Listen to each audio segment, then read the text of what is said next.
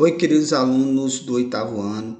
Nessa aula de número 25, a gente vai falar sobre as leis de Newton, né? O Isaac Newton ficou muito conhecido, né, com a história da maçã que caiu na cabeça dele, e a partir desse evento ele pensou na lei da gravitação universal. Assim reza a lenda. Então, mas o fato é que o Isaac Newton foi um dos grandes cientistas, um dos grandes físicos, né? Se não o maior, mas entre os três maiores físicos, entre os três maiores especialistas, né, em física que passaram aqui pelo planeta Terra, né? Ele criou as três leis de Newton, né? As três leis que depois foi chamado de três leis de Newton, ele não chamou assim, né? E também a lei da gravitação universal, entre várias outras contribuições para a física, ok? A óptica também, ele está ali também envolvido, mas o fato é que ele é considerado o pai da mecânica clássica. Então, mas o que a gente tem que estudar hoje são as três leis de Newton. Para tanto, a gente vai lá para nosso primeiro slide.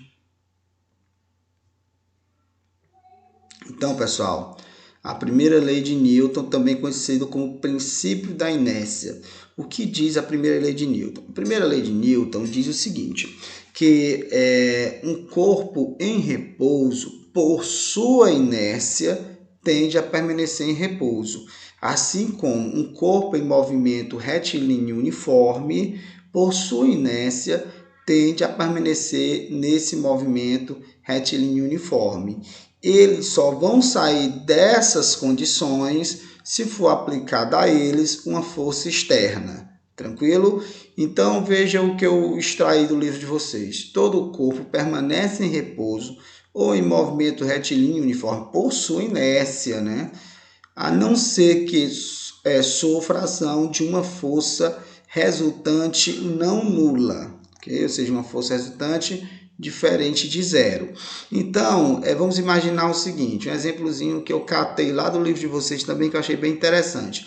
Imagine que você está num carro e está lá dirigindo o carro e, de repente, o motor do carro para, né? Digamos que o carro ficou sem gasolina. Então, o carro ele vai se mover até um certo momento onde ele para, né? Mas se ele estava em movimento, né, e o motor deixou de funcionar, porque ele se move mais um pouco e acaba parando. Ele não continua em movimento porque tem forças atuando ali naquele carro, fazendo com que ele pare de estar em movimento retilíneo uniforme, né? Como a força de atrito do pneu com a superfície do solo. No último slide eu vou falar de força de atrito, a resistência do ar, né? Tudo isso faz o carro parar. Mas suponhamos que esse carro, o motor parasse de funcionar, né? E o carro ali em movimento, e o solo fosse tão polido, mas tão polido, mas tão polido que o atrito fosse zero, né? E suponhamos que não tivesse ar, né? Fosse o vácuo do universo. Nessas condições, o carro ia continuar em movimento indefinidamente. Por quê? Porque se ele está em movimento retilíneo uniforme, a tendência dele é continuar em movimento retilíneo uniforme, só se uma força for lá e fazer ele cessar esse movimento retilíneo uniforme, beleza? Mesma coisa para um corpo em repouso. Se um corpo em repouso, ele permanece em repouso, ele vai estar em repouso, a não ser que uma força externa, né, resultante diferente de zero, faça esse corpo sair dessa inércia, beleza? Então, situações que a gente pode ver no nosso dia a dia. Suponhamos que uma pessoa está lá no cavalo, galopando, né, e o cavalo para de uma vez só. Se a pessoa está em movimento, por sua inércia, a tendência dele é permanecer em movimento, por isso que ele salta, ele vai para frente, beleza? Mesma coisa a gente percebe no carro. A gente está num carro ou numa moto e o carro freia, e a gente por nossa inércia, vai para frente, né? Porque a gente quer ficar em movimento. Ou quando o carro acelera, o carro está lá está sempre na mesma velocidade, né? Ou seja, movimento retilíneo uniforme, está ali, ó, reto e na mesma velocidade. Aí a pessoa acelera e você é jogado para trás, porque a tendência sua é ficar sempre naquele movimento. A tendência é ficar no mesmo movimento, por isso que você é jogado para trás. Tranquilo? Então, são infinitos exemplos do nosso dia a dia que a gente pode abordar. Agora, uma observação muito interessante é quanto maior a massa de um corpo, maior a sua inércia. Ou seja, quanto maior a massa de um corpo, maior a sua inércia, portanto, maior a sua tendência de ficar em repouso, se estiver em repouso, e maior a tendência de permanecer em movimento retilíneo uniforme, se tiver em movimento retilíneo uniforme. Aí eu trouxe essa figura que eu já até coloquei em slides passados. Olha essa pessoa puxando essa pedra. Se fosse outra coisa mais maneira, era mais fácil ele tirar essa coisa do repouso.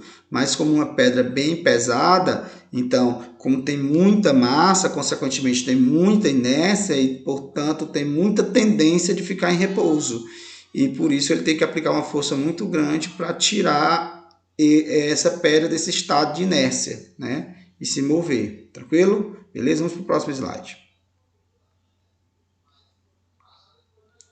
Então, enquanto a primeira lei de Newton fala sobre a inércia dos corpos e a tendência dos corpos ficar em repouso caso em repouso estivessem, ou em movimento retilíneo uniforme caso estivessem nessa situação, a segunda lei de Newton fala sobre a força resultante, né?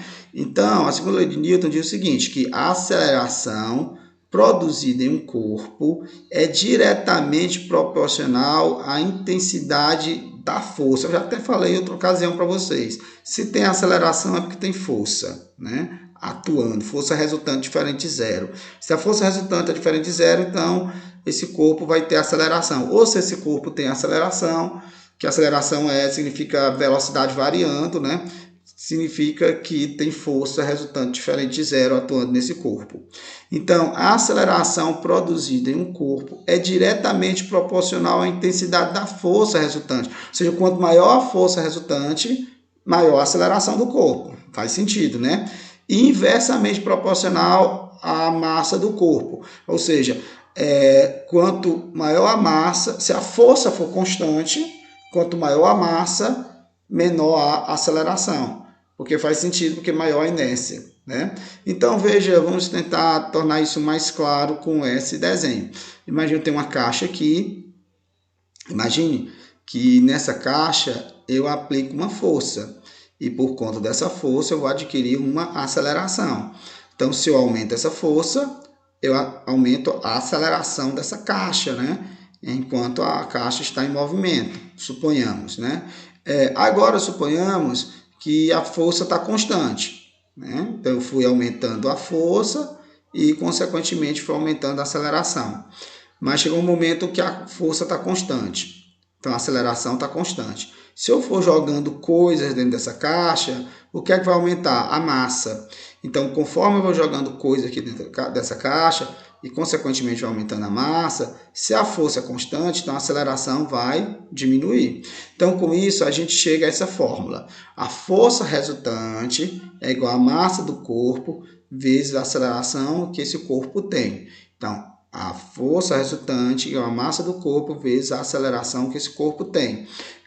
A força resultante é dada em Newton, porque a força é sempre dada em Newton no sistema internacional, né? A gente mostrou em aulas passadas. A massa é em quilogramas no sistema internacional e a aceleração é em metros por segundo, que é em metros por segundo.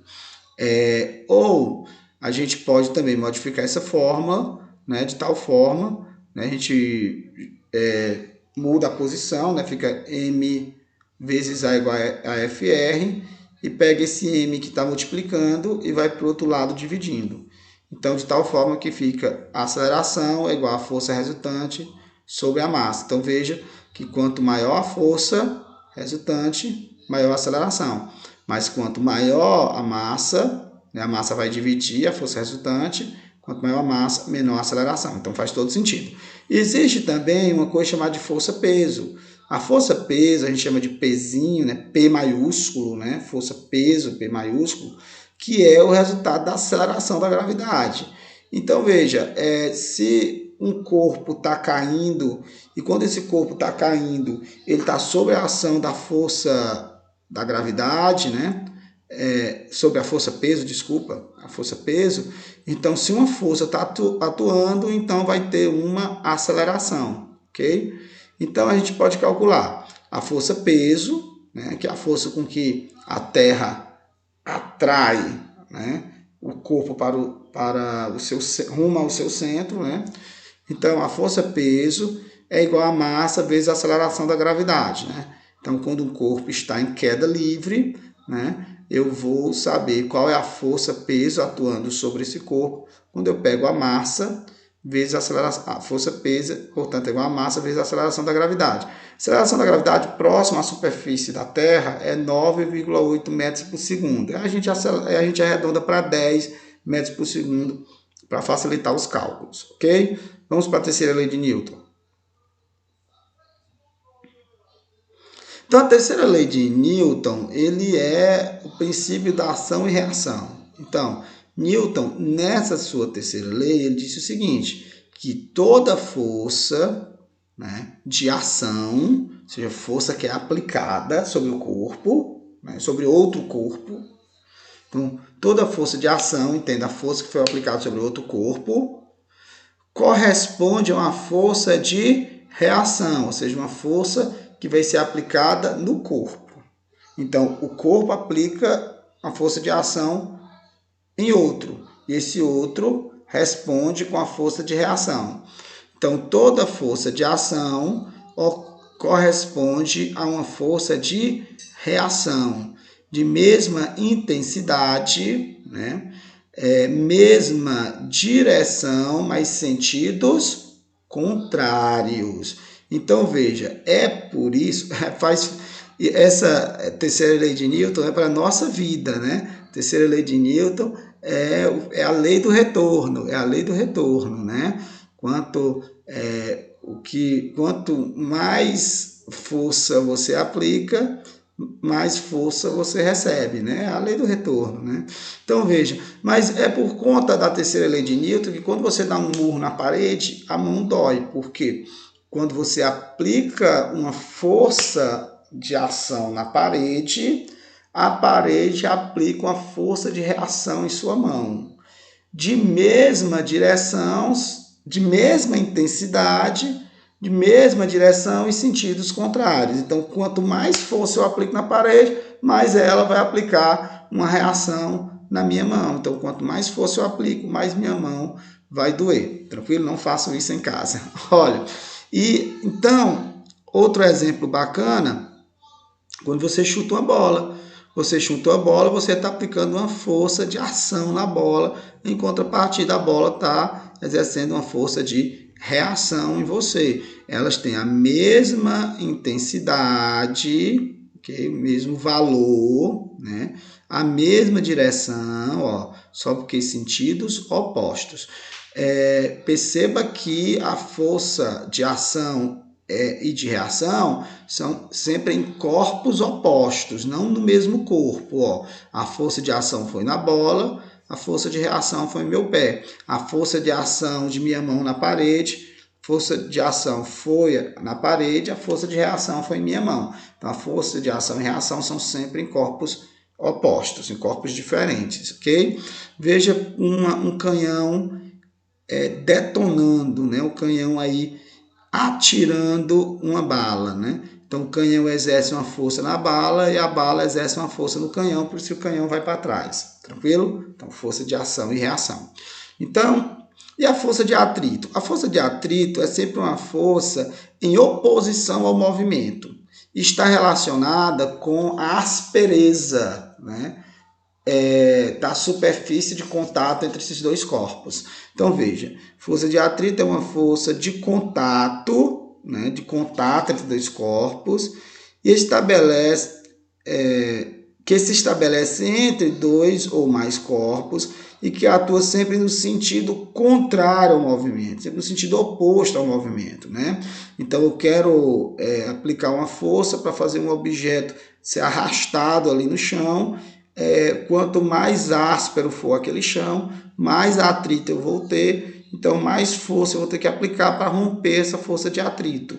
O contrário também é verdade, quanto mais polido for o chão, menos força de atrito, então menos força eu vou ter que aplicar para romper esse atrito que é oponível ao movimento, né? Que é oposto ao movimento. Então, pessoal, era isso que a gente tinha que falar hoje. Nossa aula próxima a gente vai falar de outro assunto e que a gente vai ver ainda o que é, né? Ainda eu vou olhar ainda. Então, pessoal, até nosso próximo encontro com mais um pouco de ciências. Tchau!